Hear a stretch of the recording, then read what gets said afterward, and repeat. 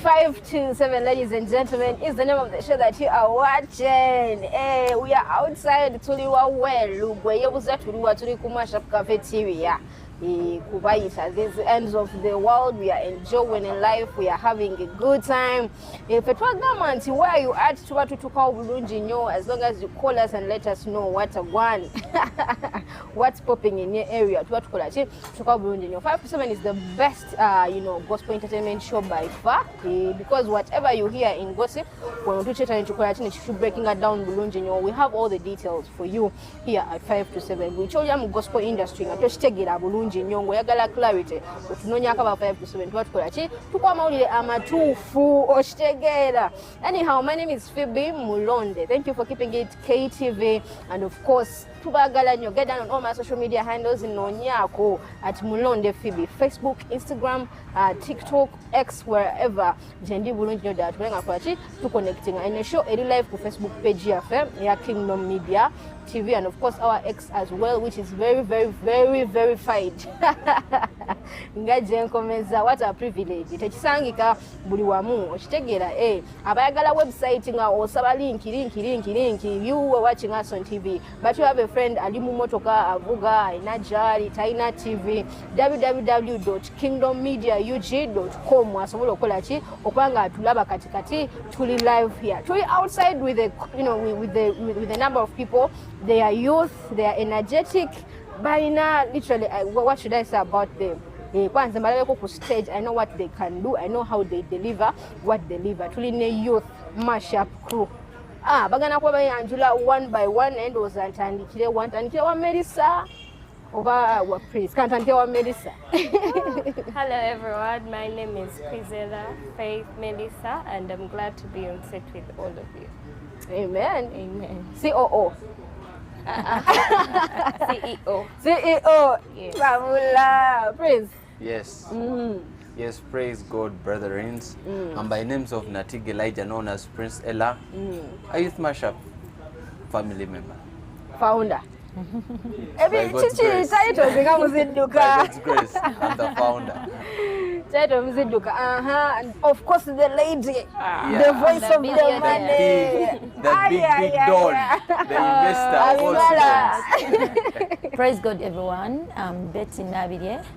I'm a Mashup family member, and I'm happy to be on KTV. Keep watching. Amen. Can introduction Keko, CFO, COO, see what? CEO, COO, Joge the CMO. Byonna. Wabitegeza ki? Nange boy simanyi. Naye nga batuka amanya g'abagagga. Abagagga bonna titles ezo zitandikirawo. Wanamugaga tayogera nnyo. Ebigambo binakuba bitono. Ebyo si byange bunnange. Si bibyo byabalala. Bade nagwe mbadde njogerera.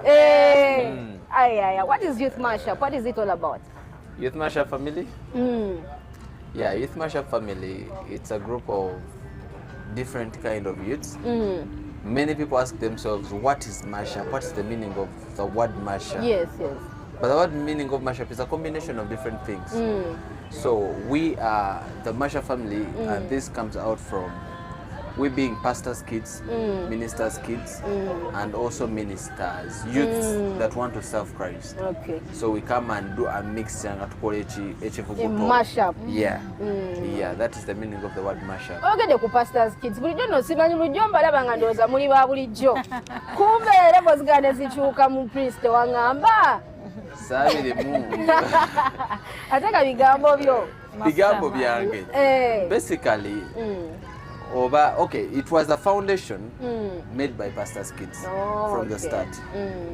So we found it out that we had to mixture out with different ministers, and also other youths that have the same aim we have, because all our purpose is winning souls for Christ. There is no a limitation that only pastors' kids have to do that. Okay. So we had to do it as a joint force to work upon to do the great purpose in the kingdom. So anyhow, when you mention pastors' kids and ministers' kids and ministers, bana basigadde mbafuna batya? Chairman church them. Okay, thank you so much. abasigadde okay, the founders, like he said, the founders are pastors' kids, but being that our job is to win souls for Christ, we preach to anyone, everybody, within the country and outside the country. So we move out, we move all over the country. Yes. We do crusades. Wow. We do crusades? Yes. Actually, just to add on what you said, we have seen God add on to us because, like Papa said, we started as pastors' kids, but through different outreaches like missions, we do school missions, crusades, like in partnership with other ministries. Like you can have a crusade, then you're like, I would love Mashup to be part. Okay. So we come, we join together with your team, with your church, your choir, we reach out, and yeah, by the grace of God, we see people come to us, but still, Mashup is not a church. Okay. Yeah. It's coming together, joining together, it's like working fellowship, together. It's a community. Fellowship, yes. More so like a community, yes. It's a community where different people come in, but with one vision, winning souls for Christ. Wow. Yeah. Which are these other people? Because I know, first and foremost, we have a bitone. We have a rapper, we have a yimbi. I'm very so also a holy rapper. You're rapper that's smiling. Okay, Kunsonga, you're right. What about pastors' kids by name bitone? First and foremost, twagenda ne tukizula nti abaana ba Basumba, they are out there mu ewabatata baabwe ne bamama baabwe nga balina ebitone bingi, but because they are babies at home, they don't happen okujjayo ekyo kye balina munda mu bo ng'abaana eri babakwata ng'abaana. So yensonga lwaki twavaayo ne tugamba no, these children, they have different gifts. Ne tuvaayo kati osanga nga bano abaana, when they come out here, they give it all, like bawaayo kyonna kye balina. Mu bo mulimu abayimbi, ba writers, mu bo mulimu abakubi b'ebivuga, we have dancers, different stuff. Prince, you're saying? In fact, they're not even babies, they're not treated as even babies. Because I've been into that experience. They they find themselves, in fact, most of the pastors' kids, by an attitude, je babeera nayo nga bakula, je baba plantingamu mulimu munda. Babeera grounded in. It's not a bit, okay, most of them are grounded, but what the other effect ejange ekula mu bo that you make because in the church we have to accept this, that in the church we are all children of God.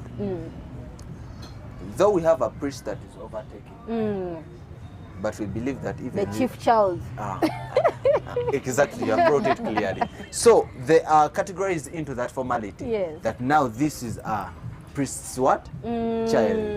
And by that they are limited some of the stuff to be done by them. Baswala. Bajja mu kireetedwe akwala okuzina gamba te daddy wananda vane kwecho waliwo n'abazadde abawulira nti nomwana wanaakola kino kigenda kola ki kumuswaza. Then it comes omwana mutontomi. Then kidde newaffe nti ffe tetwetaaga kumanya oba oli mwana wa kalidinaali ki. When you come into here, we are serving a purpose. We are serving a what? A vision. Oyinza okuba oli mwana wa Phiebe, chief priest, and then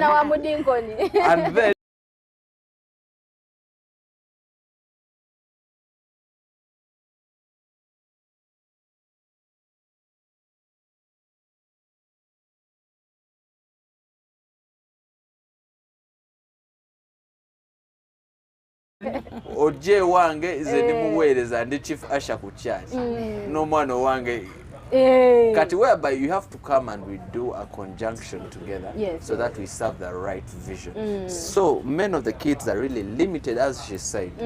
They are really limited. They're taken as babies, as if they don't know what they have to do by themselves. Yeah, we don't normally see pastors' kids come out in the open baba bali reserved, most of the time their life is so reserved. Tomutegeera tumanyi oba amanyi oyimba, tumanyi oba amanyi okuzina, tumanyi atambulira ku kyaddadi. Kati nkubuzeeko ozala kikibaawo ekyo g'osuubira ensonga yo ki? Famire batita neemu okitegeera tukuuma linnya twagaaswaza taata. But also some of them actually are just about afraid of being out in the open because they are already in the limelight. Okitegeera so kumpa ensonga yo Prince. Okay. Ojasooka kwethe ngenda kuyange nona kubanga mpulira yange eyinza okukontana. I'm going to say this out of experience. Like we started abasinga tuli baana babasumba, most of the founders of Mashup. So ngenda kyogera out of experience. Oli mwana wa Musumba. Most of the time kati ndi muntu mukulu nsobola obyawula. I can even speak when mom is there nabiwulira. Ogenda osanga nga ebintu ebigenda mu maaso oba ebirina okukolebwa abaweereza gwe mami wo oba daddi wo agamba nti oyo tajja sobola kati ewaffe ffe kyaliyo oyo tajja sobola ne opportunities ne ziweebwa bali why yakulaba nti gwe oli muto you cannot stand this, you cannot do this kubanga ye akutreatinganga. They're pampering you. Baby. I will stick on that. Like they pamper them, they call them babies. Never walk kuzengo, lichikazi chikulu. Katinze, biogera out of experience. Biogere. Abaweereza bane baba opportunities. Of course, tebakugalira nnyo. Naye mulimu ebintu. We can't just speak out. Gwe tosobola kwogera Prince n'ogamba nti nange nsobola oyimba. Mami ng'agamba nedda oli alinga bagamba nedda Prince mu mwaka zindaalo leero alidinga praise. Mami wo n'agamba nedda omwana we tumumu akazindaalo oli omulala ajja kisobola. We kikunyiga tosobola kyogera. As we are saying, it's a part of an experience. She has the way she experienced her situation. But now my situation according to what happened is so much different. Totally different. Because to my side I was pushed to do ministry and I did. Out in the open, yes, but I didn't want nganda byabajega okitegera wegabera mulakizale asirakizale kati I felt like outside has more life than church. Kasinza kulaba mwana wa banena abana okay the outside world. I felt like it was more fun, more interesting than church. Nkulidde mu church kati olina kyogenda nkula ndaba biki ebibeera mu church ndaba mama wange. I want to experience the world outside. Kati I felt like outside was more better. So kati nganza okunkwasa akazindaalo nze nyimbe mu church nga ndaba kimala oba weerabisa sikwerabisa naye I didn't have that interest in from start. Wow. Pastors' kids, you people. Melissa, give us your take. Okay, about that.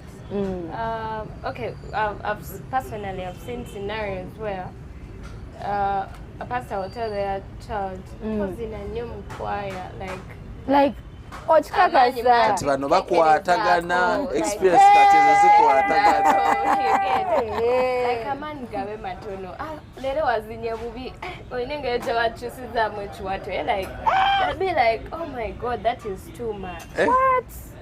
Like that kati nga akyogera out because of abala b'omuswaza oba. But the same pastors enjoy other people's kids doing the same. You get? Naye ng'owuwe ayagala abeeraawo ate atule maaso ayagala abulire ekigambo ebintu bya energy vibe noble character. Okay. Like ebintu by'ekikungu kale avuunule kale avuwatiri avuunule naye nga tazinyezinye worship naye bya praise abirekere omulala you get. So at some point you find that these kids are hidden, like they are put in the back. And in Mashup, you're given an opportunity, you're given a stage, like to showcase your talent without limit. Like Gatekuria Gamembo, you know, wano wakoze nnyo wano, you get it? So you're given a platform to do what you love and to also like give it your best. You're actually inspired by other Okay. people to give out your best. Like by if you're other a pastors dancer, kids Ojasango wa Linga. musumba gundi akikoze Yeah, Ojasango tulina ku eyo Linga point naye chikoze tuyina n'ensonga nti in this group you're having pastors that have already ministries, pastors themselves. pastors Yes. themselves, and you'll find that pastor doing the same thing the other one is doing eyakayingira sometimes obulokozi. even better. In fact, sometimes even better. You'll find a pastor ayina endiga, ayina ministry, enywedde, naye ng'ali mu ttiimu akuba omubali gw'atakola ki, gw'atakuba ng'akyalinawa. So apart from having pastors kids, you have also pastors. Or have Yeah. pastors kids who became pastors We're having pastors' kids that became pastors, and even we're having pastors themselves. who joined Because they're already when they're already pastors, but we're not pastors' kids. Because we're having a scenario, nga wengameze nali sibiri munyo naye I have people I used to be with nga tuli eyo mu midigido gyaffe that I myself, do you know the things that are fun about Christ? What I realized, when God needs you, ajja kufuna mu ngeri yonna gy'aki Yes, yeah, yeetaaga. he will probably get you. Abantu be twadigidanga nabo kati ate bo bansooka okubeera omusumba, Bakusookayo. bansooka okubeera omusumba ate nga nze yabalagaani nze yabalaga obulokozi kubanga ate ze be bandaga ekibbaala kati because I was a pastor's kid nga mzee yatandise asusse complaining onswaza biki and I felt like oba ntandika ozinirako mu church dance tungi gye waweeru kati njingize mu church Okay, the laba push. ekintu bwe kinkwatirayo kubanga ffe twali bazinyi ba nsi but netandika ozina dance competitions ez'amachachi ministering in church, but these people I brought into church who are from the world, we came with an aim of having money. Tugende tukube dance crew aneno KTV Kingdom TV etegese competition tuzine tuwangula obusente. Okay. Tuve wano tugende wa Oh, that is before it became mashup. Yeah. So I entered the church slowly by slowly. I always tell people that nebagamba nze nalokoka nesalokokera waffe. Ku church yamwe yatata Nalokokera. Si yanja tuzo bulokozi. Why? You find out that these pastors kids bayizo butakunyonyola byonna naye kata very open. Yes. You find out that these people have challenges they pass through directly from home. Yes. But when the fathers and mothers don't know. For example, how you came to start doing wali ngonywa ku mwenge. Ebyo byose abikola nalinamu okutya. Ekibala wakikubo kyanga tonya mwenge. Kati ekibala kyo nakikuba kubanga nali dance backup dancers. So inkuba ate nga nina okudduka nzirewa ewaka mu buliri nga muzeeyi tannakebera ki buliri So nga tonywa tofuwa njaga tokola biti. Twali tuli bakubi ba kiwindo olina okudduka odde ewaka nga mazine yage gakutwala mu kibala. Oddeyo nga tannakebera waka obadde oli batolio kubanga emizigonyo gijja kunyooka. So I used to do all that sneaking because I remember even I have times I used to dance ngataddeko mask ntaddeko shades muzeeyi tandaba ebiseera byalinga nnyo abeera nnyo ku KTV owa Kiganda ng'atambula nnyo ewa Kiganda eyo kati nga bagamba weebali kulabirako weebadde. So I was so scared. I was so scared, but I believe God had His own plans. Do you think there was because you see you just mentioned that pastors kids were names we were itamu for people tukola ki tumanyi so for because tukulaba mu prestige world okitegera oli gwe nagaga wakulira mu eyo nobo okitegera kati munnange abasumba abalina churches omukyalo nabo baba nagaga tekijjaawo nti oli mu okitegera tekijjaawo kiri osigala oli pastors kids. I don't know how to explain it, but we are all face different challenges. Kwa kati wala experience yabali. It experience yawe bo azadde babagananga. We have a moment muze yabinyumya nakona. There's a moment my big brother used to dance and was giving a living to the family. Ngazina mu church obanga. Ngazina mu church muze inamutwala mu church nazina ne bamufuwa ne tugenda tufuna ekyeggulo. Kwanti. So he was being pushed into the ministry to do his talent so that we can have something to eat. So it is a different experience of every pastor's kid. So mpozi kati ba pastors kids banene abakuze nga bayinamu abo bajja bakola ki ojja kwesanga babasindise n'ebweru babeereeyo baki basomereeyo tebabe badde no nga bakoze eki nga bo bateredde. So now it comes back to us who yes. So we had to build. They used to push us from start to do ministry, but we didn't want. So it's a different experience. So we also faced different challenges, I think, depending on theirs. Kati oyizo kwezanga challenge yoyo lwaki bamugana okuweereza. Olina okunyonyola so lwaki bagana ngokuweereza. Gaye challenge yali ayagala.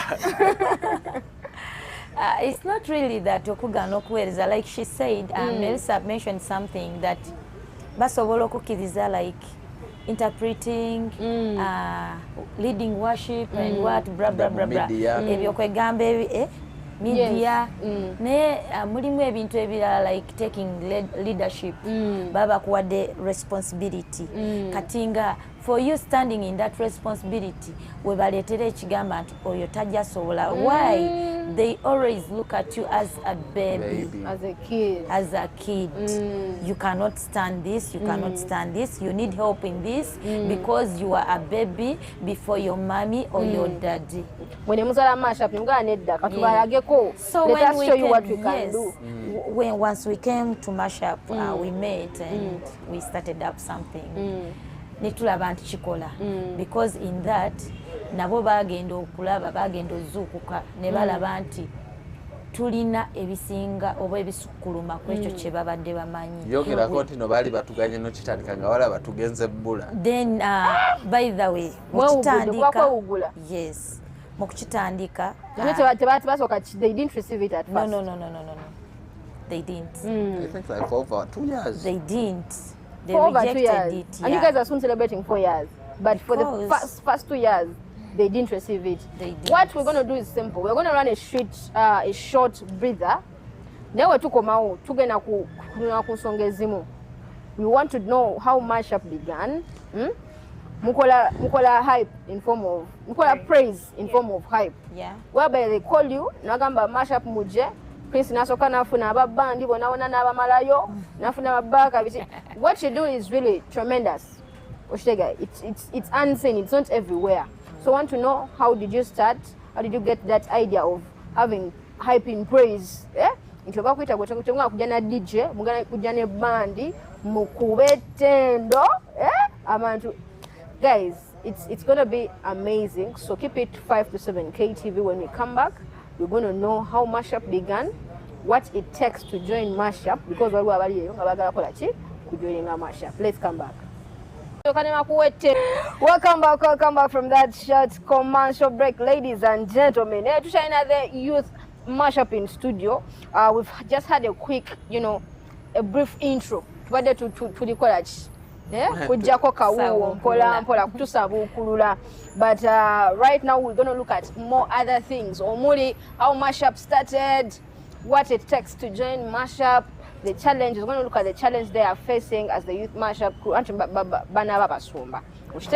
That's the biggest thing I've caught, at hand. Njaga okwanjira Abashine Countries Old Hotel basangibwa Kigo Kitiko. Bakuletedde ekyuma kikola massage kikola ku migongo egiruma. Balina n'empeereza endala ya hotel nga balinamu sauna, gym, steam bath. Balina hotel yabwe Hotel Gardens ingazi bulungi nnyo osobola okukola ki okutaka omukolo gwa birthday party, introduction ceremony, wedding ceremony n'emikolo emiti n'emikolo emirala egisigadde. Basangibwa Kigo Kitiko kilomita emu n'ekitundu nga ovudde ku Entebbe Road. Ojja bakubira ku 0752 943752 oba 078 4401496. Abashine Countries Hotel. NPD kyekiri ku buli mumwa gwa buli muntu. National Prayer Day nga 31 December tugenda beera mu kisaawe kya Old Kampala. Okitegeera so gamba buli omu mwetegeke ffenna tukole ki tusobole okubeerayo tuyingire omwaka mu maanyi nga tuguyingidde mu maaso ga Mukama. It is more privileged. Okitegeera it's of privilege okubeera mu maaso ga Mukama ng'oyingira omwaka. Kubanga bangi naguno gwe tuli okumalako right now tebakoze ki tebagumazeeko abamu tebajja nagumalako naye gwe Mukama anabeera kukozi akusobozesezza okubanga ogumalako okuguyingira guli ogujja ogwa 2026 guyingirire mu maaso ge 31st December Prince tubadde tukyayogera mashup ejja batya okukola ki okuzaalibwa kwali tumaze okuggyako akawuuwo. Kati mashup okuzaalibwa basically yatandikanga crew as a dance crew. Basically twali abantu bana twali abazinyi bana nga bwe nkugambye nakwata bali eri abasajja benajja mu kiraabu nembasika badde mu church namukuba bukubi ndongo and we found it that we inspired a lot of what youths and we started slowly. Surprisingly, I didn't know that these people were two of them were pastors' kids. Nenga bachinkweka for all the years we were together. What? When I said no bana Basumba nenga nemwe kawanichi. So and we formed up what is called Pastors Kids Legacy Uganda. Okay. So before being mashup, it was Pastors Kids Legacy Uganda.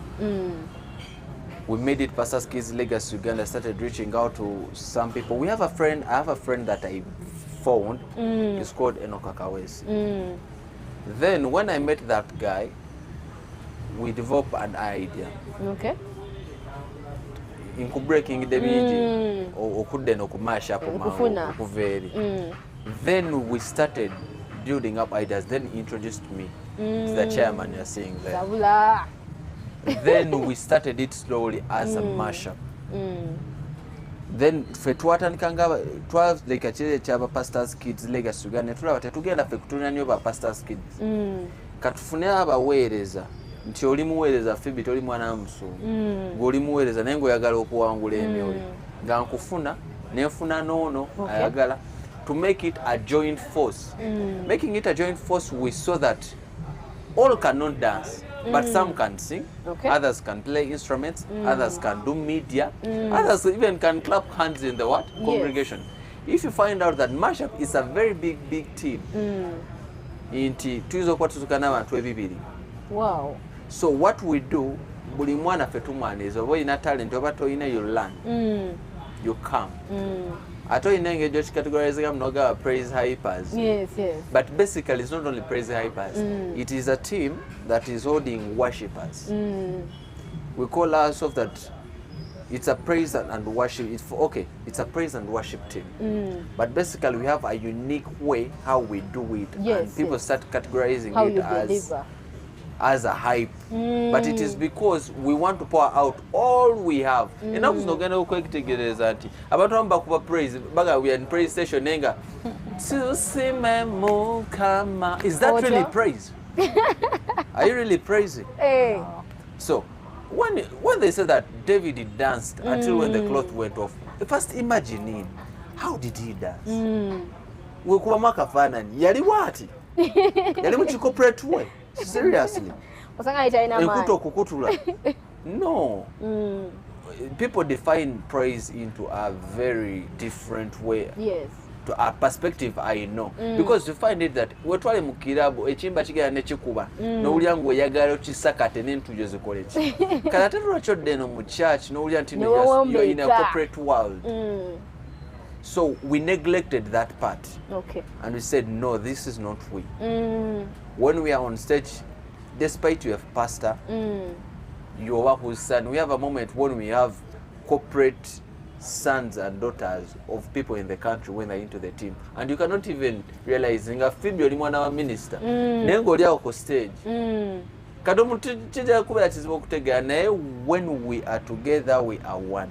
If you're a pastor, oba oli mwana wa minister, oba oli mwana wa mukulembeze, we are one. That made up mashup to become, even we removed the word crew. Remember, we are now family. Youth mashup, family. to remove the other thing, because crew, you find it that we do things that are routine, but we have no limitation of what we do. You are always shocking yourselves. Exactly. More experiences come out of us. More projects come out of us. We don't only do praise and worship.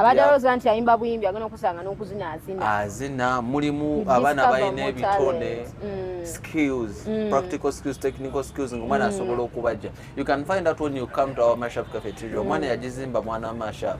Wow. Okisegera. Bana ba mashup bajizimba. We didn't hire anyone out. Abaana abakanika ebyuma ebifudde bana ba mashup. The charity we do it inside we. Before I go to my other question, what were bintu ebiletedde abaana babasumba okwononeka? Kati engeri mweje muli bana babasumba. Could you break down a few of those things and how best can we address those issues? Tandikeko Melissa. Melissa yennyini. Okay. Bintu ki ebiletera abaana babasumba okwononeka? Nga mwana musumba gundi kati takyali mu kyaki akuba kibaala akwaye prince yaddayo. Akuba kibaala oli akola ki? Okitegeera ki ekibaleetedde okwononeka?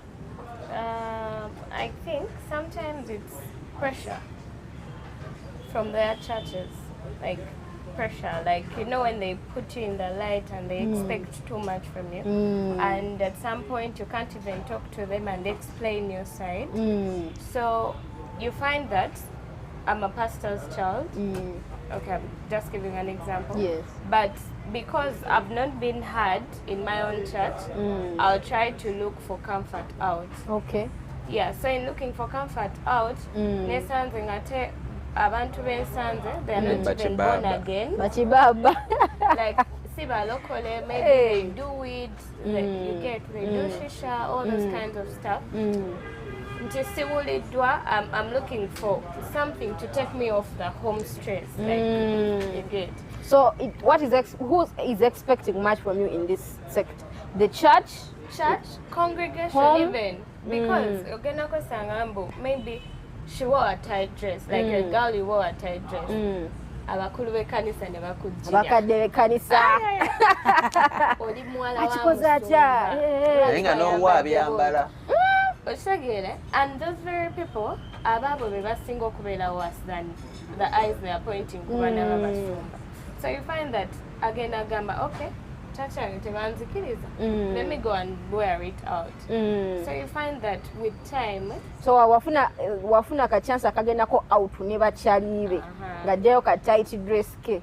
Ng'akajjayo asobola n'okuva ewaka nga yambadde ekiwanvu naye nga batukamukuba agenda kujjayo ayingire. So sometimes it's pressure and a lot of like bakutaddeko pressure nyingi, they expect a lot from you and you can't talk to anyone. Like the company also, like the Bible says, bad company corrupts good morals. So the company also. Just to refer to mashup a little bit, in mashup everyone is welcome. Like you're not going to be judged. Like we have had Muslims in the team who later have been transformed and they get born again. But with time, as God gives them grace, so everyone is welcome. Like you're all welcome. We give you your time. Okula going up good. Nti ekitali mu church eri nti bagenda gamba olina beera bot, and you have to be like that. So most times you find yourself actually pretending to be something that you're not. Yes. Because you want to please the people. So when you get a chance to show the world who you are, they So besides pressure, it's bad company. Even like that desire of wanting to be heard, like you want to be heard and seen. You have to do what they. Let us talk to your side. Oh, okay. She said it all, but there is this point whereby omwana obeera mu church, omwana w'omusumba nga gwe ng'omuntu olina by'oyagala, olina ky'owulira ng'ekyo ky'olina okubeera, ky'owulira nti ky'olina okukola, olina that conviction nti wenkwata mu kino I'm good to go. Naye nga because oli nkoko njeru mu kanisa, all eyes on you, tebagenda kukkiriza kukola kintu ekyo.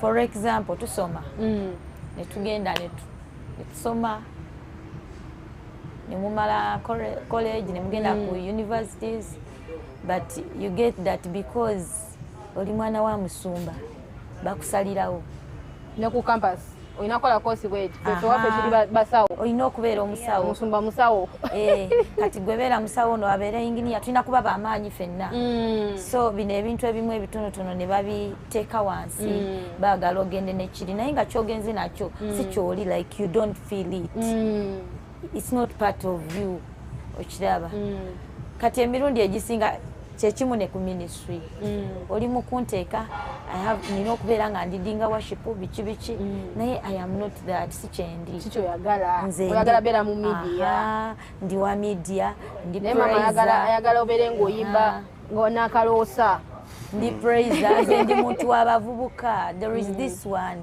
nada actually mu mashup kituyambye nnyo nze kati nkuze bannange nkuze kubanga munaye banga lyonna nze mbaddewo they were young I was there we were in the dancing groups byabadde ayogerako I'm their elder sister. Wow. Yes, so ng'ogenda okusanga they limit you in those things kati kyokola kwe kunoonyayo ekkuba eddala gy'osobola okuexpressingira ekyo kintu kyokola ki kyoyagala oba kyowulira mukufuna ekkuba eddala oluusi n'ogwa mu bakyamu abakumisleadinga n'omaliriza nga kavaibe ne munyayo kawaidi ne mukola ki naye nga wandibadde osobola okikolera muki mu kanisa mu kanisa toweereddwa mukisa kikola okitegeera so ekyo nakyo kituleetera obuzibu ng'abaana b'Abasumba kati ogenda mu mashup ate mu mashup they welcome each and every one mu ngeri yo tufunyeko abaana jangu n'agazibu ne buli kimu ekikubyobyo omutwe abaana bavubuka tufunyeko abatamiivu tufunyeko abaana b'Abasumba abaana b'abaweereza abamu gasina abamu because right now like we are talking of mashup kati tuvudde ku kiri nti baana b'Abasumba bokka n'ababaweereza abalala n'abatali baabalokoli naye nga abikola nga mumumanyi nga mumutegedde mumuyisa bulungi naye nga kyemugamba bazadde be nti ali basically before even I forget ekintu ekyo kyatusumbuwa nnyo nti batulabanga nnyo ku stage God has really opened for us doors that we have at least expressed very many stages big stages but you find it that people start judging you because they have seen a person on stage bogwe balabanga mwononefu ne bamulabanga fellowshipping nammwe and they forget. I want to ask this question: how do we receive salvation? Through confession. Through confession. What makes me to confess? You have to be moved by the spirits. To moved by the Spirit and another time through the experiences of life you pass through. And if you find something that brings change into you, you accept to the what? To the confession. Now you find it out that omwana mulese ku stage. Mwana fine mujje munsi. Naye nze nina ekintu kye mulabyemu ng'onomwana sobola okukola ki? Okukyuka okudda eri Kristo. I have very many examples of those men. Wow. That omwana namujja yali azinira Kenzo. Kwanza namuzinako dda nevaayo. Kenzo oyo mwana. But I found out this guy, I think you all know Cypher, you remember Cypher? And I know he's watching, he will comment. Cypher is a guy that came when he was a Muslim into our team. Ye yalabadda ng'abaana bazina agamba I have to be part of these guys. We found out that through the experience of him being into the team, some take a pressure, lokoka, because I cannot tell you to get saved before you confessing it truly into your heart.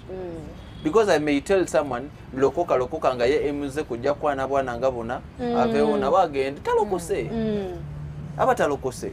So we had to mentor these people at a foundational stage. And that is what pastors' kids were missing. Kubuza challenge katika nzije. We found that I mean the challenge. I'm going to speak on behalf of some people that I've met of pastors. Waliwo abaana abamu nga bana Basumba naye nga tebategedde Kristo yani. But they have grown up in the church. Yes. Nga tategedde who's Christ. Nga tategedde bulokole chechi. Wow. Why does this happen? They have talked about neglections and being limited on what they have to do and being made special. You found out that, remember our pastors or our dads and moms, they are busy people. I know first bring this into the mind that olowooza na budde ekyokunyumyako n'omwana tebubaawo bubwa wa church walinga ng'abuulira kati awo tunula akituzize ebbali soko kiteekewo awo kiri bbali kati leeta banene abakadde b'ekkanisa bo budde bwe bajja ne banyumya n'abaana Basumba banyumya biki the judgment condemnation. They are condemning. How can you condemn me upon something I don't know? Are you getting it? You cannot start telling me that obubbi kibi nga tokingamba nga kombu kibi bwemba nzibye kino toyamba ya kaskati yako kati you come in ifefe nange nje twakulireyo waliwo abantu abatulimu twali basatu yalinze Benita ne Chiwu kimanyi kwe bali sibalopa naye bannange batutwala speed abakadde b'ekkanisa temwambala mpale nkola ki ensa yali asingamu obuto Chiwu yali atukulembera ate nga kati Chiwu yawasana mangu pressure gwe ate nekyo discussion you reach a time and you want to try out what they have forbidden you from doing. Exactly. Like baganyo mwenge, you want to try it like wengunya what happens. Exactly. Always say bagamba. Chive okusanga mu mpale omwana wo Musumba. Anti kati kyalinga chive. Okay, chive. We bali bakyogera. Yes. But you find out we are having reference of some big pastors that are addressing the same. But remember, you are judging this person at a mature level. Ono mwana ize nkubulya zino scenarios wali omwana gwe natuuka kumana musananga mwana mwina ne muno ate tanavaayo nkyalwa na n'omwana mpaka nakakati yali akyuse ngaddayo. I don't know, I don't want to speak out because because that girl has a moment where ngama ne mwana era jaza ebintamye kale nkyuse njagala kuddayo lweyaddayo bamutandikira mu church yatoloka yavaayo ewaabwe yamala senior 6 what era jogwa ino mwana w'abandi nedda kugamba yatoloka she's in this world ate she's a big celebrity a big tiktoker nangamba Elijah bwe naddayo nga mpulira mbikooye mpulira ensi entamye nga njagala kudda ewa Yesu nzire waffe mu church omuntu yamuddako akulira by interpreter kwala she was an interpreter namujjaji nga namukone. It was not a welcome. Why not kuitanga muganda we? It was not a welcome when she came back. Batandikira we bakoma luli.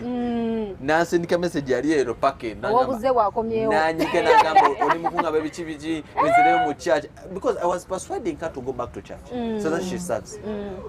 Oshitegera ne yatuukayo ne bamukuba ne bamumenya mutima nagamba zisobola kubeera wano eri treating her as a queen. I'm treated well. I'm given attention.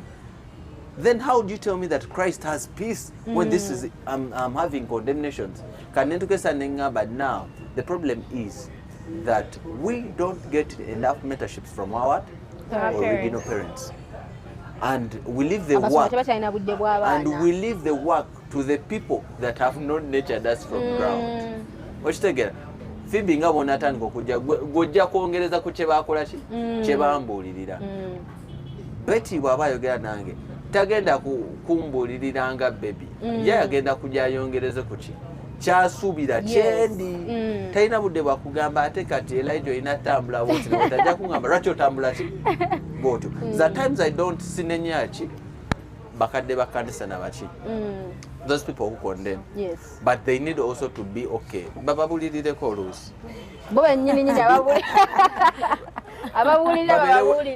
Babeleko welcome at times to know that we are dealing with souls. Yes. We are not dealing with immortals. Sorry, with mortals. Yes. With mortals. Because abantu banene, we are all human. We all do mistakes, and though they are not the same. Kat ono mwana baba akomyewo mu church, how do you handle this person? Be welcome. You find out that fenina abana mu team ne bagamba ne mwana era jo mwana yambala ne mwana mumuleke. Bwanalaba Betty ntina ayambala biwanvu. N'alaba nti no Betty yeeyisa bw'ati. Agenda kyuka mpola. Si we twali. Nina omwana ennaku zino lusiba ne namugamba omwana yajja ayambala bikyeyini nga muteeka ku katuti ka Pastor Kasanga. I want to appreciate Pastor Kasanga because he knew us from the start. Pastor Kasanga. Yeah. He knew us from the start. He knew our vision.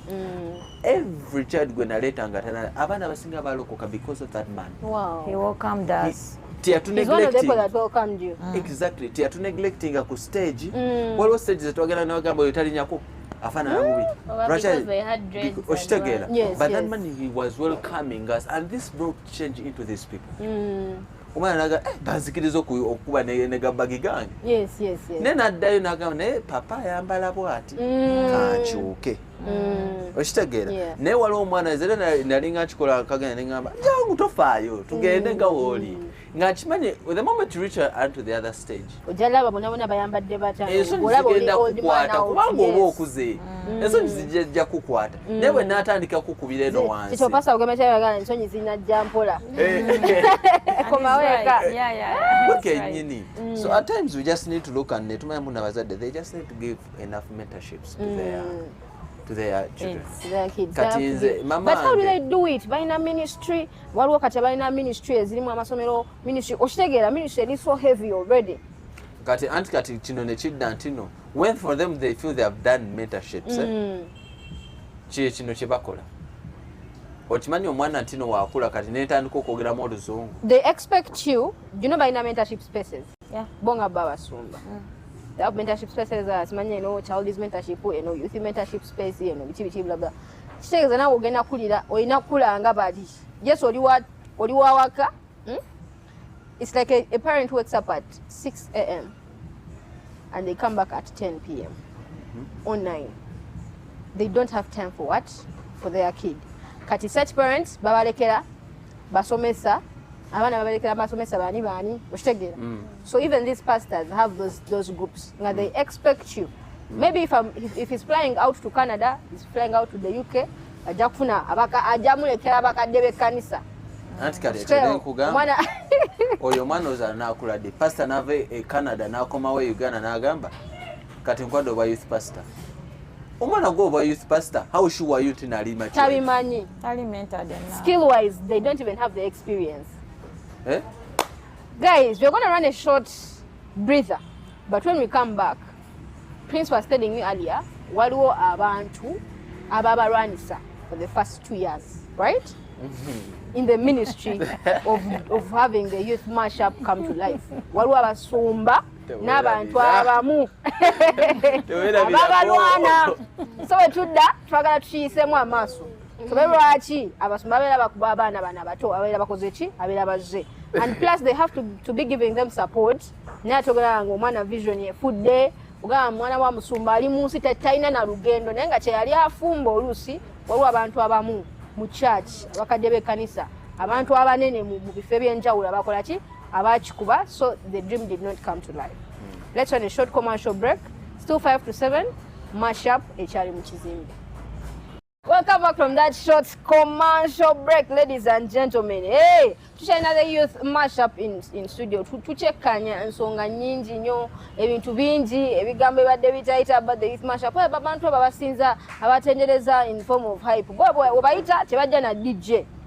Bajja ne bandi, Prince akuletera bandi yonna, aleeterako abazinyi, aleeterako abayimbi, baliida, babbaaka, buli omu. Ne balyoka ne bakuwa ettendo lye erya David yennyini yakola ki? Eryalagirwa, okitegeera.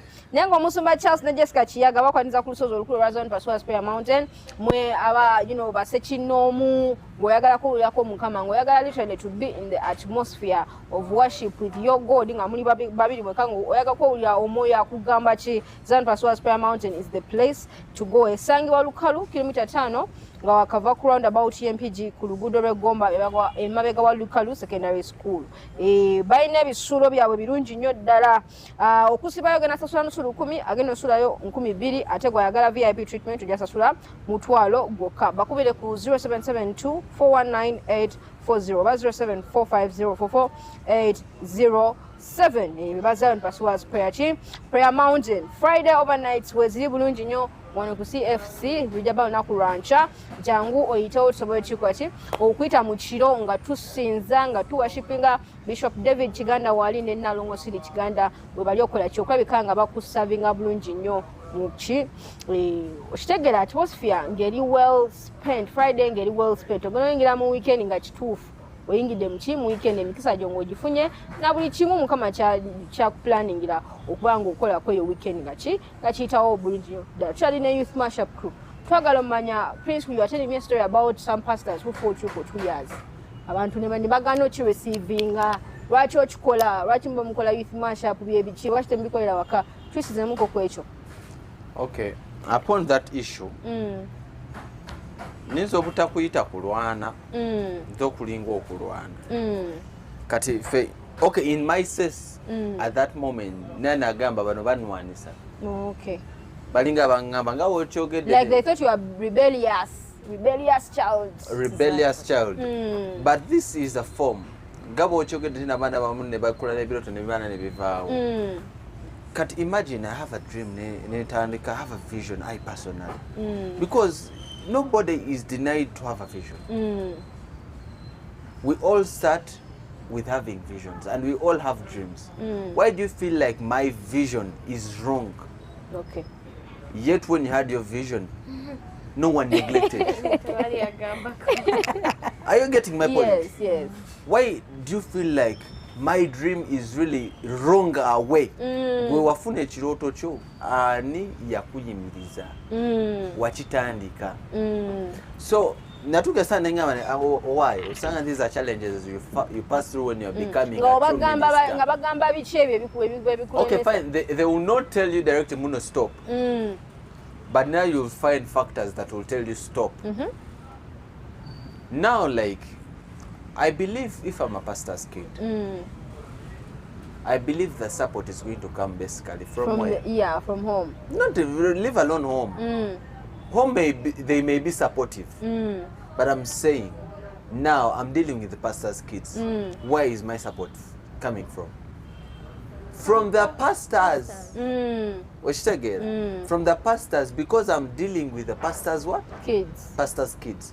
I don't expect to be condemned of what I'm doing, because I'm doing something that is bringing us together. Yeah, it's enlarging the kingdom. It's enlarging the kingdom.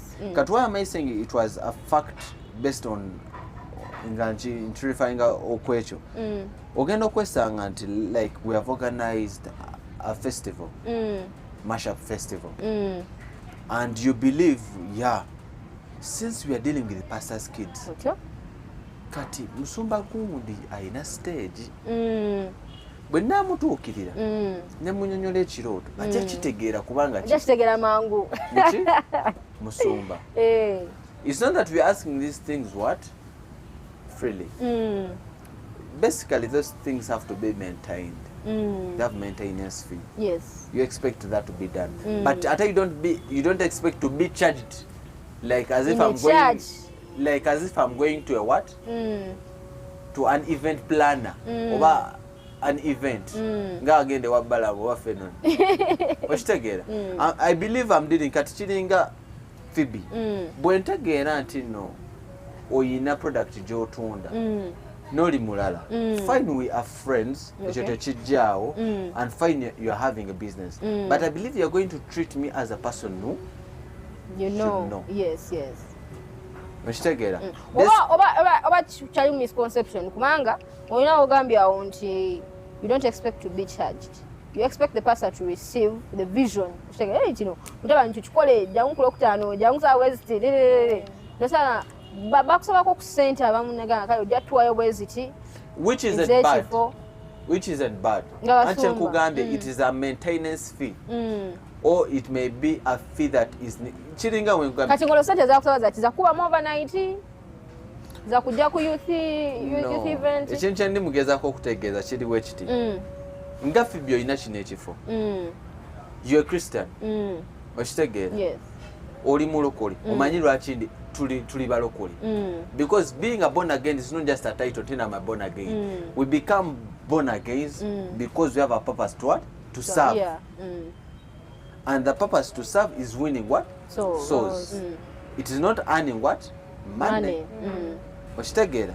Bwe ntegeera nti no Phiebe ndi mukudilingana mulokole munnange fine sigenda kujja nkusa kino ekifo bwerere okitegeera you need to pay people who are going to clean. Prince waliwo abantu batagwegwe ebintu engeri gyobitegeera eri so different kati otulina abaligo nga ye chido my guy okitegeera my gango nga tabire ye kenyini tafuna na bachita bacha tafuna kintu kimu nga bamanyi munajja kwetaagayo wakiri ekyetaano okitegeera oba ogezako tegeera nkitegeera nene ekyo kidepending on according to the relationship that you have a person nga bogambye kido waliwo gwako ng'okimanyi ono kido mulo ono kido nfanfe nga kati bati ne wanajja nga alina kye yeetaaga nga nkiyina sinza mugamu n'emmotoka yange ogitwala mpangisa okitegeera zo nina ogikanika nina ogiwamu oyiro nina okukola ki sigenda gimupangisa oli kyali wange as long as atekamu amafuta ge atedemu amafuta gaavuza agenze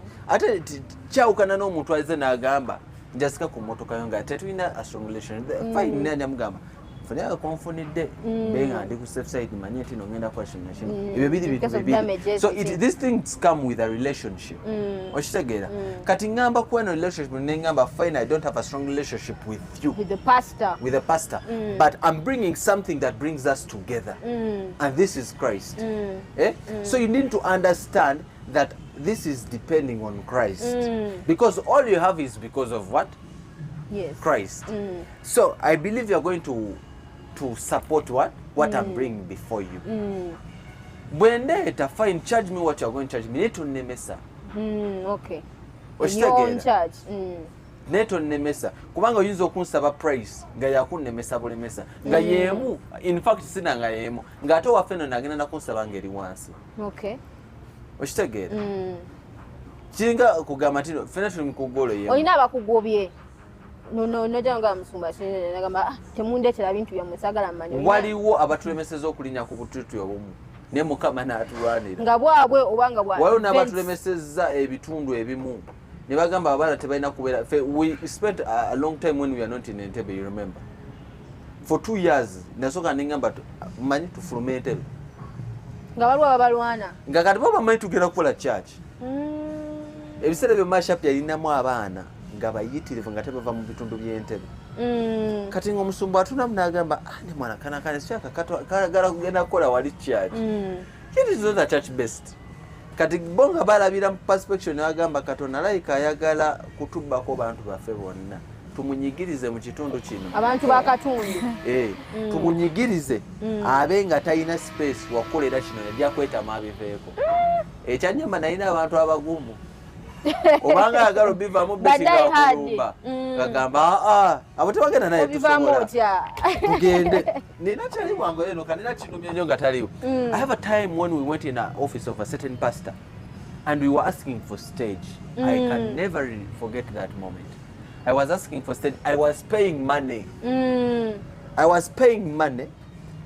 but the pastor said msigenda jibawo I cried before the man we cried together nga wakugamba nga wizo nchijawo yobutakwanga moyogo tiyajimpa ate nga toga jimpa lete yajikuwa budde bwali bwakiro nzijukira zaali ssaawa 7 ezekiro by the way I'm not judging these pastors because they are who are good they are who because I believe zaali ssaawa 7 we batumira stage ne waliwo yatuwa stage ate ku ssaawa 8 ku bwereere okitegeera waliwo yagituma ku ssente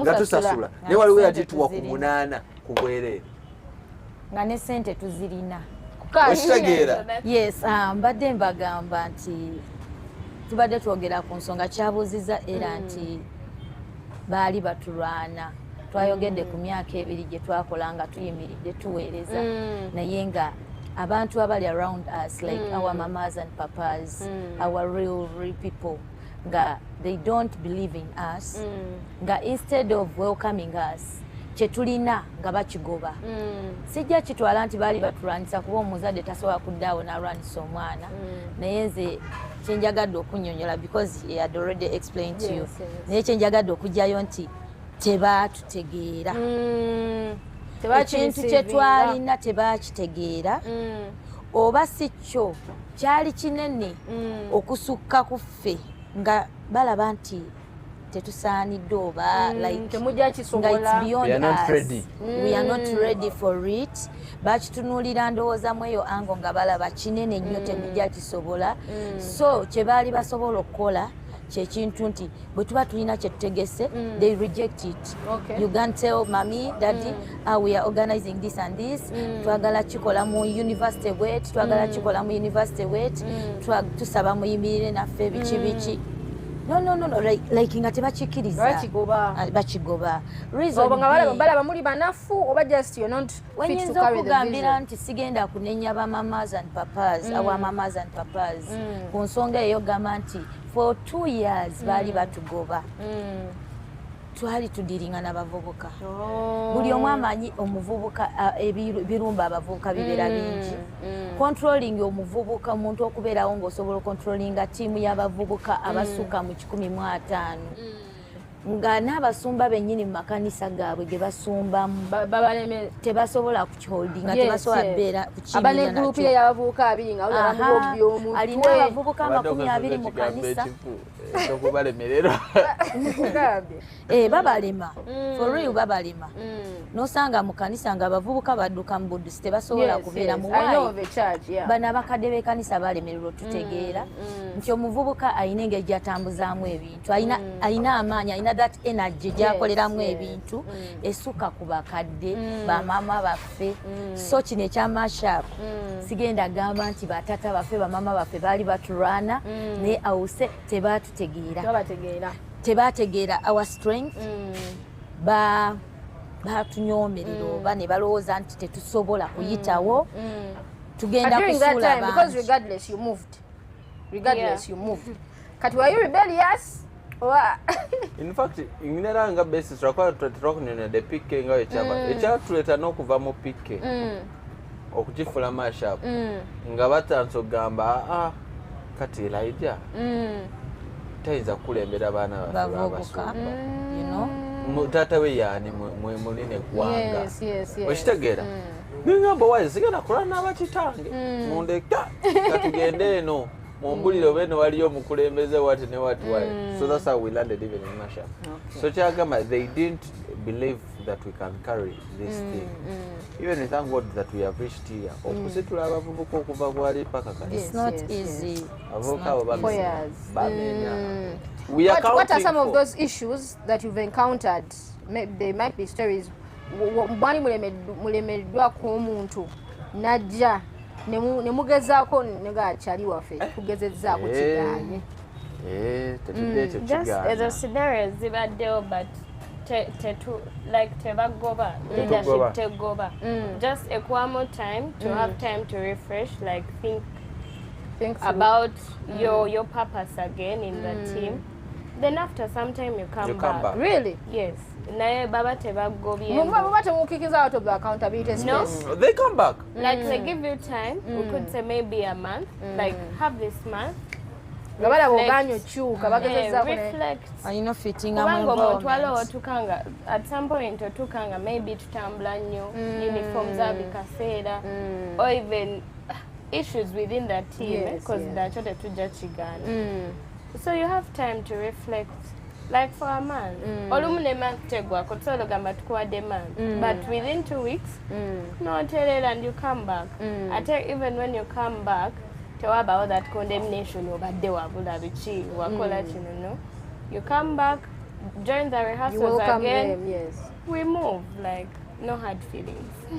Wow. And we communicate. Feedback mechanism erinamu nti ono ye follow up system, mwinamu follow up system nti oli yakuba amasimu. Since it becomes a family, it concerns everyone. Because in a family there more strong connections. Mu family yaffe kati weoba lumugana nenga haze ne Phiebe tuli wetu. Definitely have to check on you and you have to check on you. Yes, yes. So since it is a family, mulimu is I take the responsibility of checking on everyone. Naye kati better izo kwa ina ba consulting and naye ina responsibility yokuba kebera bonna bonna. For every leader ba ina responsibility to check on every these key leaders. Temuyina mu batata favoritism kwanga mu groups zino tutusanga mu favoritism. Tuliko basinga otwala ku missions. Oli yetabulako ono yakola kino. Kati we have some unique part we do. Osobola okujja ng'oli mu pyata n'enkuwa leero okuleading. You come today the team and I give you the microphone to lead. Wow. On a big platform. To create the other experience in you to feel that you are home. That you are not coming to the team that we are going to start knowing katona abulamu kano. Asokabelewo emyezi ng'ena. Most of the people say that I have to do that. We have to live in the administration agrees upon that. I have some specific feeling that kati ono mwana bw'ajja leero ne mutuuza emyezi ebiri. Gatakola. Na obwangu ki bwe ngenda okozesa mangu mwagaza kiki tukola.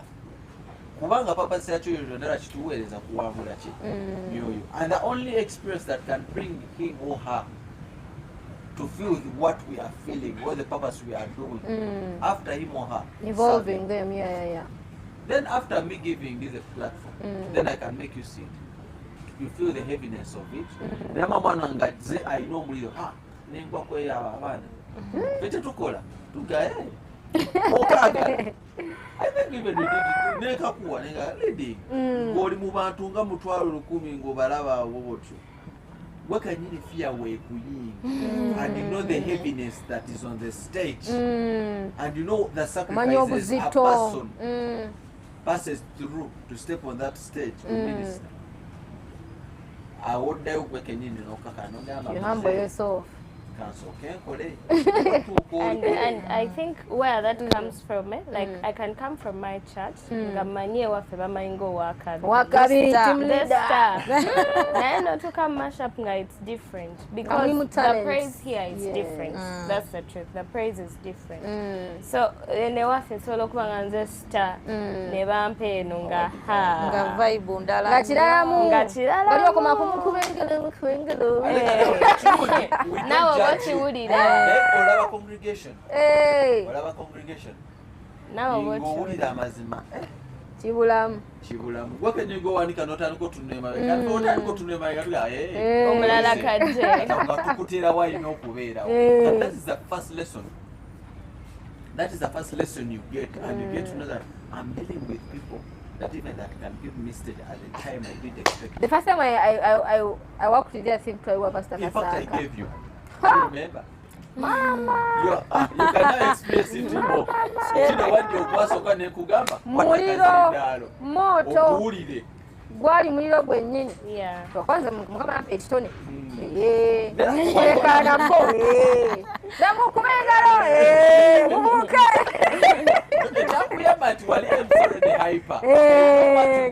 Now imagine a person that is really never may say bakwata kazinda lokola praise. What you that is something different. Baba. So that is what happens. Neka tola ntino chakwiza noma ya muna sija kuyayanira kati kazinda loka. Let me give myself time. Yes. Learn. Yes. Treat as the state of Betty. Betty tino wabakutaka kazinda chikola kwa. Kati ndero mutunga yagala okuyiga okitegeera ati bwe majagala okuyiga let me be around, let me observe. Yes. Let me interact with these people that have made it. Then that gives us a lesson because you know abana basumba bebantu abamanyi no ngono wagani averi ngamani ewafeze likawaji. Without me they cannot praise. Without me they cannot worship. Yes. Without me they cannot play the drums. The service can't continue. I have I have a lot of drums in it.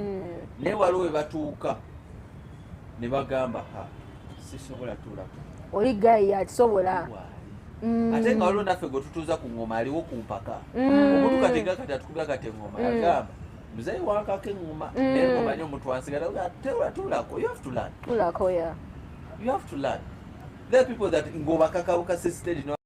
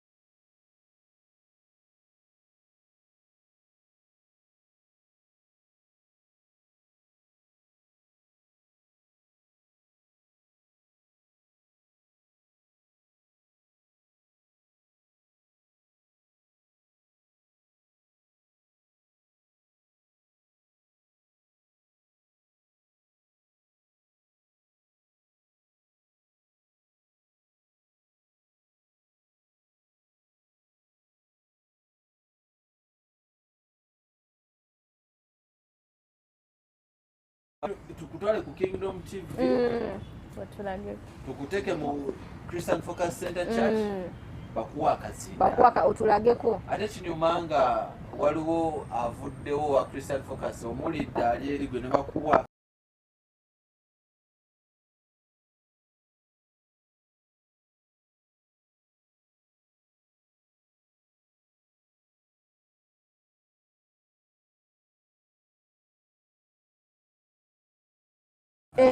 wewaka avuddewo n'owulira am I really matching with this gifting amaze ekikuba am I really matching with the anointing that is on the stage so what we do this we are trying to train people that you have to respect the anointing that is in yes the moment you want to eat it then you will observe ekyogamba abaana oli munene gy'oli awo woli webakumanyi nti oli sita kikomaawo kubanga wofulumamu eyo universe nogendako waliwo naye abanene baawo and that keeps you humble it keeps you humble nze kati nze bukyanga mpeereza buli stage njitya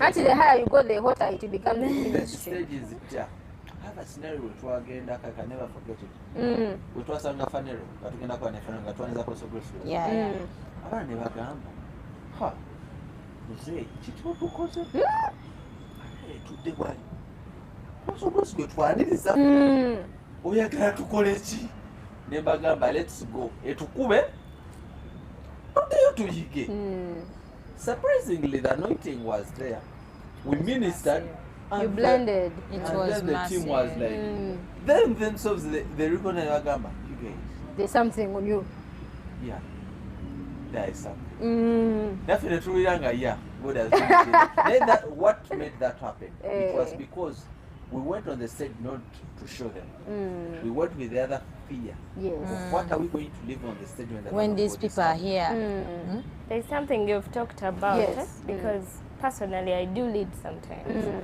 but I've realized it's different when you go to stage and you're like ngenda balagako because at the end of the day you're not showcasing just talent but you're ministering firstly to God so most people forget ne bagala okulagako yet you're ministering to God yes and they actually put God aside and they want to minister to the congregation without God. Wow. Like, I believe congregation muliro. like you firstly minister to God that you can minister to the congregation. In fact, I was thinking the best thing I normally do first minister unto yourself before you minister to them. Yes. How is your prayer closing like? How is your prayer on stage? Like? Yes.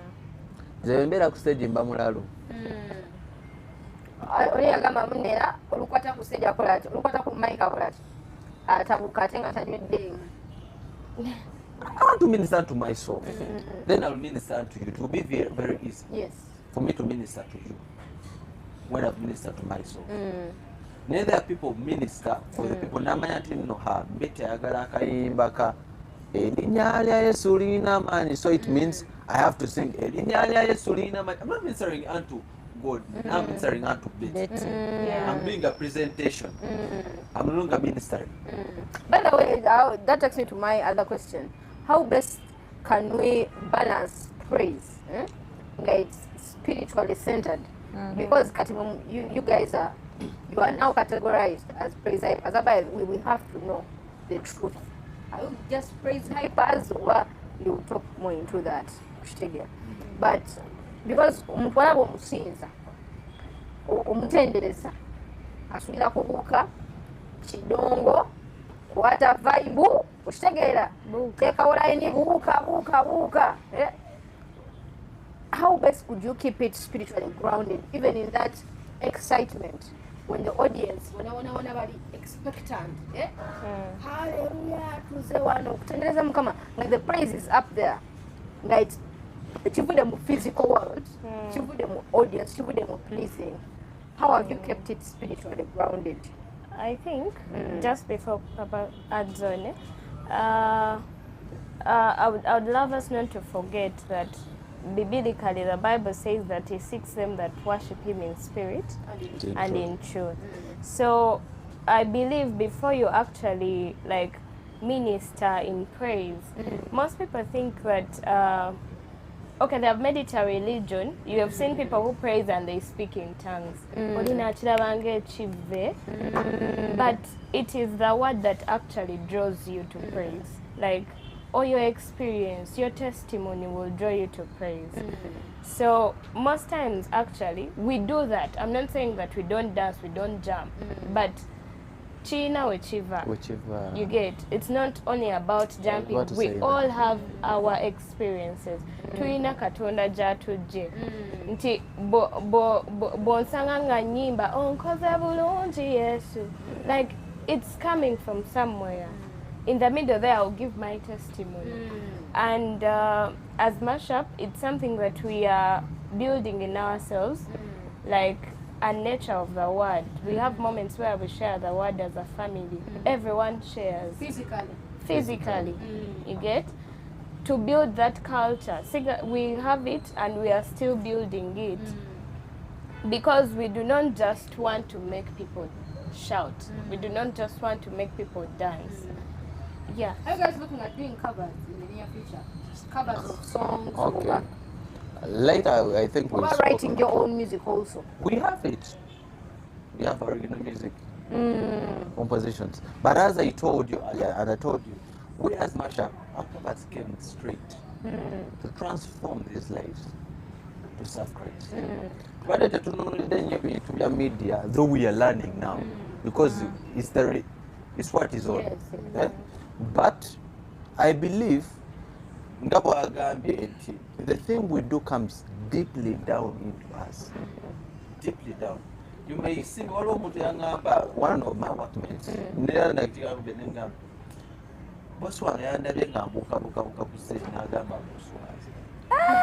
Because I'm working in a very big office. Was a company. Either you fire me, or because even the job you gave me, or my one again, you gave me this job, knowing where you got me from. Doesn't it come off as a malala? No, it's not a malala. Why am I saying this thing comes very deep? I believe I started this journey, I had nothing. it is Christ only who has given me all the things I have. Got to locate the job as well. He has located he has preserved everything for me. And all the connections I've got them through him. Yes. I have no way I'm going to neglect his work. The way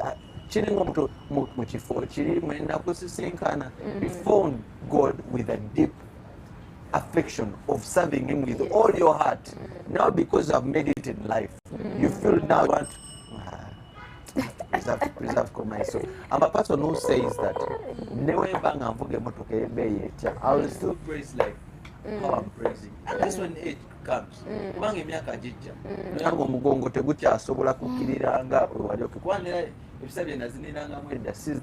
not the same one. Yes. But I believe the little energy I have, I will use with that songs. Phoebe, that one drives us to Echochayogedeko. Like, he has a big office. I know where he works from. He deals with big people. Mumashap, tulina ba lawyers, tulina ba doctors. Why don't we share that after this short commercial break? Okay. All right. We still have the mashup crew in studio, and this last segment that we are approaching, we want to know the next steps of mashup. Abantu bayingira batya mu mashup? Oba mwajula. Temchagala bayingira. That's what we're going to be talking about when we come back from this commercial break. Okay, thank you.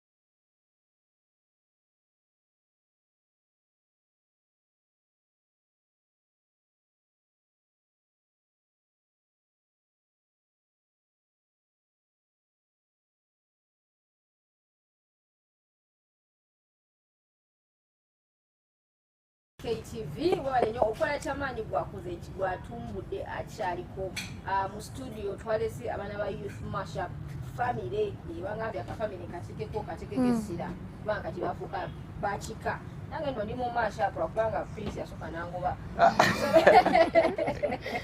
anyway gwe omuyimbi ayagala kukola ennyimba ennungi nkwanjula aba records basangibwa Tula Road Kawempe Tula Road ojja kubatuukako obagambe nti akalango wakulidde ku KTV ate otuuka balina discount bakuwa ensamusaamu ate genda kukunyigiriza bakola ebintu bingi bakukushingira ennyimba oluyimba obulungi nnyo bwagala video nakyo bakikolako obulungi kubagambe bugambe akalango kamwe nakajje ku KTV wenakola eki omukulu aba ajja bakola ki akwata bulungi nnyo gwe anoonya oba ogenzeyo ogera kukola nabo togenda ngokola luyimba lwa Satula kubanga olina collaboration ya Satula nedda bakola strictly gospel music aba records banoonyeko awo Kawempe Tula Road ojja kukola ki ojja ba obafuna bulungi nnyo twagala okumanya what are the next steps for mashup beta badda kyalina kyayogera in fact Okay, mbadde nnyonnyola ku nsonga Elijah gy'abadde atugambako Prince Elijah. Prince. He's a prince. Yeah. Mu mashup tulina ekintu kye tuyigiriza abaana okutegeera Katonda bw'okola ki bw'oweereza. Before nga tonaweereza olina otegeera oweereza ki. Era lwaki oweereza. Yes. Wennyini wendaga. Nti Ella abadde atuwa example y'omulimu gwe. Nenkugamba nti tagunnyonnyola for security purposes tetujja kugunnyonnyola. Okay, tulina ba lawyers, tulina ba doctors, tulina abamagye tebaagala boogera for security purposes, ne tulina ba generals, tulina ba major bani mu mashup. But once you get us ministering, tulina aba directors, they own companies, they're in mashup. Tulina Basumba, Abaana, they're in mashup. Naye bw'oba otusanze as a team, because everything we do it as a team. Bw'otusanga ku katuuti nga tuweereza. My dear, togenda kusobola kwawula nti ono musumba, ono director, simanya CEO, simanya biki. Togenda kusobola because they all use the same passion, the same energy, the same everything. Why? Bategeera kye baweereza. Ekyo twakibateekamu, buli ajja n'atwegatako n'ali atya n'akola atya. Fena tufaanana ekintu kimu ekitali mu makanisa gaffe nako nkayisizaawo. Abakulu babeera bakulu then n'abavubuka ne babeera bavubuka. For us in mashup, we say no to that. We say no to that as mashup. We are one. No, tetulumbye. Don't touch the anointed. No. Just twogera kituufu. Yes. That's 24/7. 5 to 7. Yamazima nnyo truth gospel truth amazima gatugerako kokka tugasengeka naffe mutuleke twogere amazima kati katwogere amazima. So that is it. It's all about knowing oweereza kyani gwoweereza.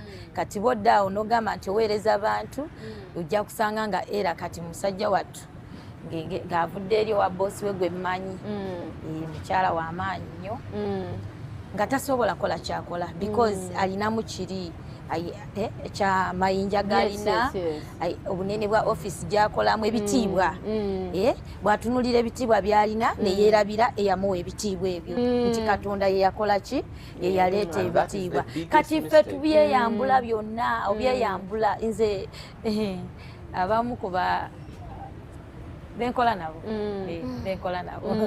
yes emirundi egisinga mbeewuunyisa. Yes, buli lwe bansanga oba lwe balaba kakiripu konna naye madamu biki either one biki naye nga yenze nsigala yenze ne bakama bange bakyewuunya nsigala yenze kubanga nekyendi olwaleero. So it's not about who you are, it's about the purpose. It's about the purpose. It's the purpose. Nekyendi olwaleero abadde Katonda. Even me sitting here, it is God. Since akitwala for granted that it just happened, it's because of ABCD. It's because it's by the grace of God that I've been given this opportunity to sit here nenjogerako eri Bannayuganda. Prince, olina kyagala okwogera? Kyembadde njagala okwogera. What are the next steps for mashup? The next steps. Are the doors still open? Oba twatandise eno show. Weda ndi mbulango nga bana bampeeza message. Bannange njagala kujoininga njoyinza atya ndi wa mwana wa Musumba Jinji njoininga batyalele. Oba mwagalawo omwatuuka ku bibiri. The doors are really very, very open because we are believing God for bigger projects. Besides what we are doing, but we also need to transform the lives of these youths financially in this physical life. Okukola. Financial ekyo wonyini woba oteeka essira. Financial tulina ebintu projects zetwagala okuzimba nga tutesobola twetaaga abantu bangi. The doors are open. The moment you come and reach to the administration, they can locate you where you need to be. Osana okubeera nga ku bino byonna byetwogere nakyomanyi naye nga ate olina skill. You have a skill maybe in baking cakes. Yes. You come and teach it to us. Mulimu abaana nga balimu banoonya mirimu. So we can create a project. You can do liquid soap. Liquid soap. Apparently, we are having some projects that are running. We are having a studio. We are having a cafeteria. We are having a school of music. So basically, we are believing God for bigger and bigger things to come in part. Who's financing this thing? Who's financing this thing? Who's financing this thing? Hey, you're going to tell me God, but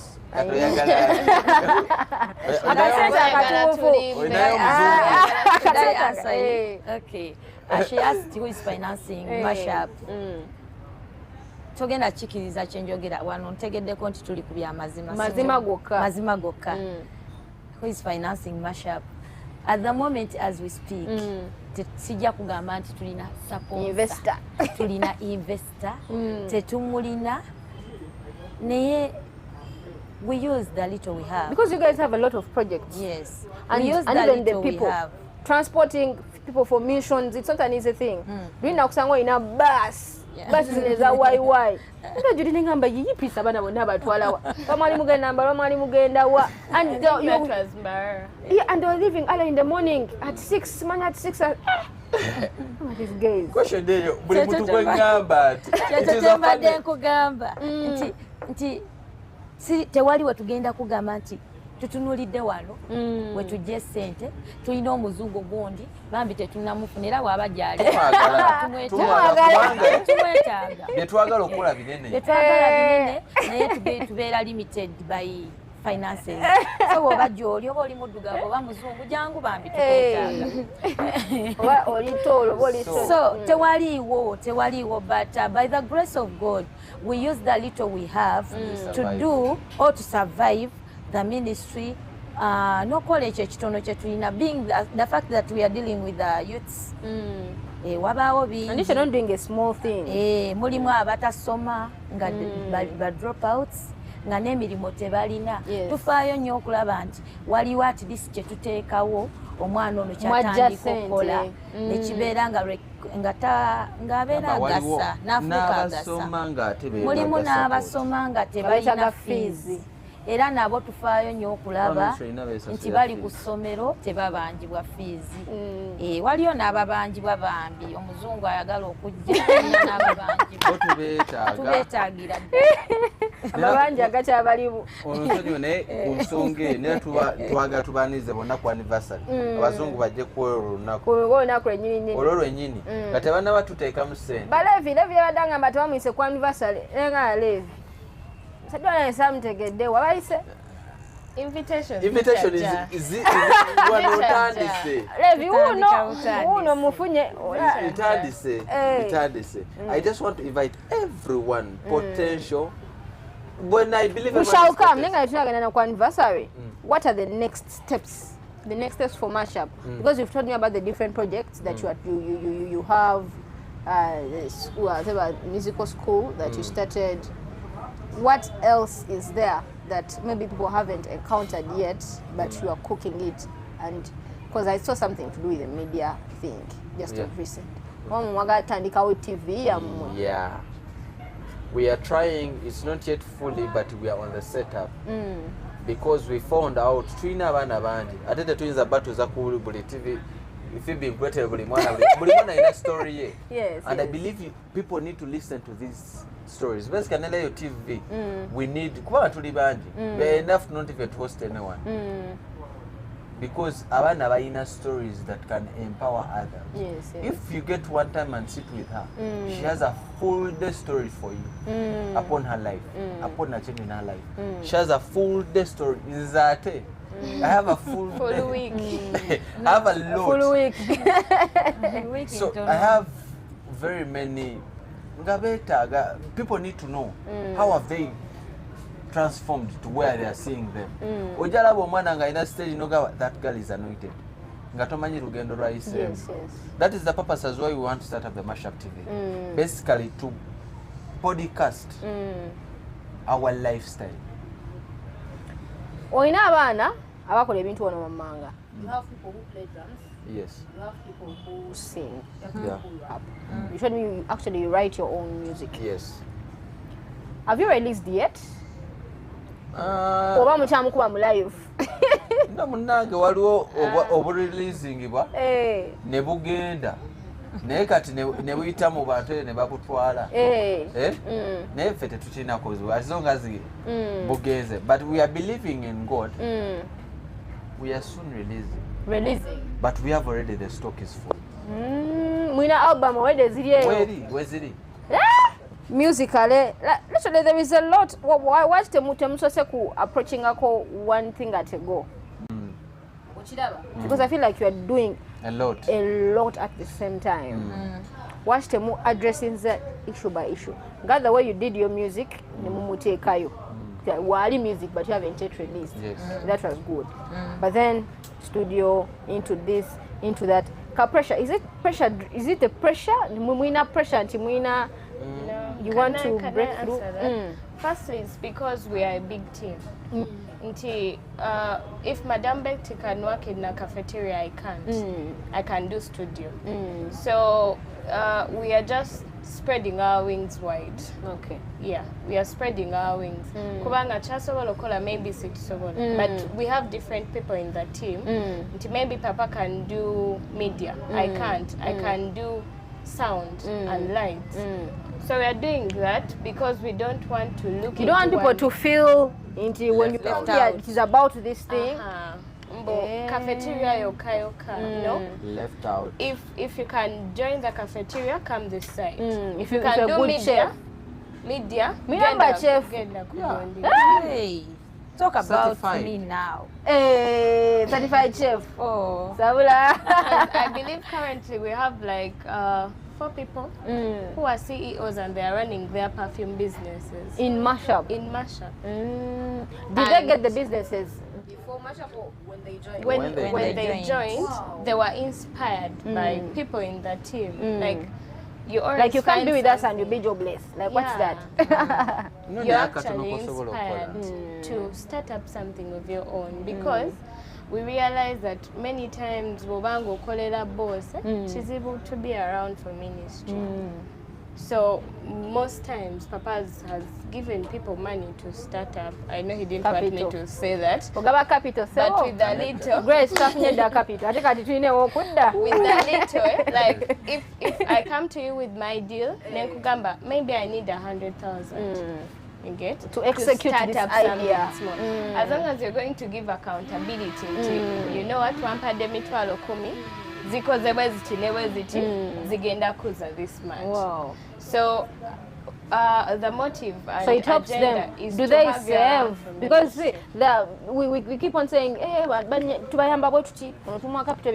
you follow up to see that maybe they are saving or that's 2 person? You're like, deal with your life. It's like too personal, but still it can't stop us from talking about it. Because you tell them. Yeah, what I can say that we the leaders, maybe we are we are business men and women. Yes. So it can't stop us from talking about it. We keep on reminding them as you're working, make sure that you save, make sure that whatever you're doing multiplies, make sure you're thriving. Make sure you tithe. Abavuka tebagabiwulira tithe. Anigogamba ku tithe. Byonna tusigala tubibagamba tetukoowa munnange. So it is up to you okukola nosigala ng'osigaliddemu awo n'oli okukola n'abeera multiplied. Wow. Mufunyako kusaga whereby someone comes in Mashup natagala kudda ku church yabo. Yeah. Mubakola bate namwe mbasigaza ofuka basumba wo. I tell that is the different part. I told someone nemugamba zo chimanyi ku church yafe gye tusabira sina mwadde no mwana wa Mashup. Okikakasa. okujjako muganda wange because already neera tubadde ne muganda wange. Yes. Naye nga tesina wadde nomwana masha, but it is easy to tell most of them that don't have churches to come. Oh, abatalina church. To come. They can come. But I try to. Still, the mashup ebefuze church. No. Okay. Kyekugamba. It is easy for me to tell those ones that don't have church. Mujje kumusabire ku church yange. Oh, but to welcome them to my church. Yes. But what I do, I tell them, get a comfortable church around your area or within your friends. Better buy in a church. Go to your fellowshipping and I go with Betty. If you feel that you are strictly you want with me, come.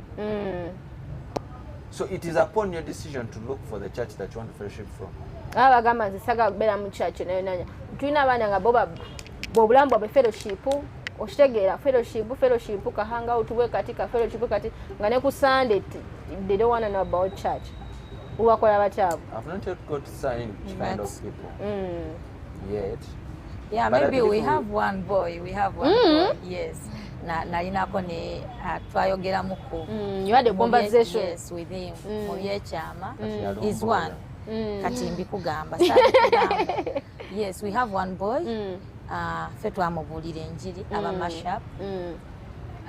Ne tumulaga our ministry nabeera inspired n'atujoininga. Papa ya playing a role nini yadde ebiri eby'omunda tewabimanya naye yaneeyabiza n'ambuulira amazima. So when it came to that part ne mugamba you have to look for a church. Olina okubeerako ne umbrella gy'obeeramu wansi waayo kubanga bw'onaatambula butambuzi bw'oti for us mashup tetulina church.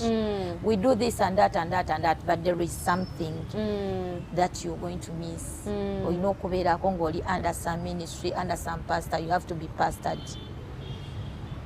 Right now I think he's that side of yafuna kanisa kati yafuna naye it took time for him okukikiriza kubanga twamusanga fenga wansi ali ewa bidongo abiduula tayagala kumanya so nabo tetubalekerera tubabuulira ekituufu ekyokola na bwatugayagala n'akigula. We don't force you. For us we don't force in mashup. Naye tukubuulira ekituufu amazima nga agamwe mazima wano. Yes, tukubuulira ekituufu. So abantu bwe batyo we tell you what to do n'okikola. Events zino zombaddengako zino events ennene ezitalina because I know you have your own events zokoze Kunsonga. This is a mashup festival something, it's a mashup bichi. Naye these other events tukulabako stage ennene zobaddeko abantu they reach out to you or you reach out to them? They reach out to me. Wow. Reach out to me in front of the cameras. I've never called anyone for a stage. Mukampala muno Prince. I've never called anyone for a stage. In front of those cameras. Okay. 5 to 7. Unless we pray for the anointing to be attracted. Osobola okuba ng'olina stage oyagga ng'owulira oyagala ogibeera, but let go to take his will. Gwe obeera eno n'ogamba beti n'amazima Mukama n'atuyamba ne tulinnyaka oba oliawo omuniga najja nakuwaka connection nga ayita wati paka wobadde oyagala nga naye totegedde. There are places by the way we normally go to nga the person who has taken me is I'm going on the basis of the friendship or the relationship that Phiebe on PC. And find yourself that you are in a place that you have been praying for over some time. Yes. So that is how we reach out to the places that we have been even yearning for. Inazikiriza tulina ebifo bye twagala okutuukako, tulina ebifo bye twagala olinnyako. God is going to take his will. Buli wookakeshin naye otuukeyo ne kigaana ate nenga weeswaziza bweswaza. Manyi omugenyi omuyise ne gwe bayise bawokana. Byanjawulo. Osobola eyeeyise ne gwe bayise byawokana. Otuukayo n'otasangayo mmere nga weeyise. Abaagibaza amaswani baagabaze. So ogambye oyagala buyambi ki mu gospel industry? Oyagala faga we kuyamba etya bwenga fagawo tojimanyi traditional gospel. Ososo gamba faga. Ngamba te faga. So gadde faga. Oyagala kuduka kibuuzo kyange. Oyagala kuduka kibuuzo kyange. Oto association zino zotola oyagala buyambi ki? King Wes nzenga Prince mbadde nsaba taata association enyambe bweti ne bweti okusobola okugusa ebintu ebimu mu gospel industry. Basically, some of the support I really need is since we are... Tuwa kamera omugambe bulungi akiwulire. Sir, here I am. Your beloved gospel minister. The support we will need basically is, okay, since we are dealing with this and we are yearning to transform their physical lives, because it is good to serve and the pocket is nice. Too good to serve and you can thrive to get something. We know what transport. Omwana ng'aweereza naye ng'akimanya alina omulimu. So omwana okutunuulira ministry yokka yokka. Kirungi okugaba n'ekirungi naawe okukola. Nja kubeera blessing I'm only giving out when them are not earning. Kitegeera. When they are not earning. They are on earning. So kati Ezikiriza, if they can push on our projects that we are trying to build up, this, or even if they push, they finance, they mention about them. First break the projects down, you never know who's watching. We are having different projects that we want to start up, and the ones we are having. We are having our mashup cafeteria. I talked about the mashup TV. We have people that are doing furniture. As I told you, the person who built the mashup cafeteria is a mashup member. I know ayagala nnyo kola obubazi abwagala naye nga muzenze nkolera yebbajiro nja kulaga kiki ennina and you see he has good work. So what projects that twetaaga okubuilding furniture, I mean a furniture workshop, farm, waliwo abakola hair dressing, ushering, management, tulinamu abakola media. The search we have Mwagala funding, in other words. Yes. Tomanyi kusika luseke, balita luseke, tomanyi kuba luseke. Chatu ento yagala funding. Twagala funding. Tusaba. Omanyi ebintu bya ssente bizibu nnyo. Banditunuze mu kamera. Kamera bagitunuze eno. Batunuze eyo kamera. Taata wonna wowe. Mugabe King Wes. King Wesley. Tusaba tuli baweereza ba Mukama. Twagala okukola omulimu gwa Mukama okugenda mu maaso. Naye wamaze sijja kulumamu ensawo efunda. Ensawo etuuka nefunda, like he said, my colleague said, we are dealing with youths. Buli omu yenna bw'awulira ekigambo bavubuka ategeera kye kitegeeza. Abavubuka betudiringa nabo nga bakola, abamu tebakola, like majority abapya betuleetamu naye nga twagala at least bamanye balabe obulungi bwa Mukama n'ekirala babeere nabo inspiration eri abavubuka abalala bali out there abatannaba kutegeera wakugenda abatannaba kutegeera kiddako. There is a lot ekyetaagibwa okubateekamu. Kati bino bye tuteekawo bye twagala byetaaga ssente. Taata tusaba afuneko obuyambi bw'abawa otudduukirire. Kale kyekyo teerumye omuyadde teeruma ntama. Of course, Oshagera. Amen. That is it from us to you, 5 to 7 KTV. The Youth Mashup crew has represented. I've worked with Ebo and producer Grace today. Mukama abawenyo omukisa. Till next time.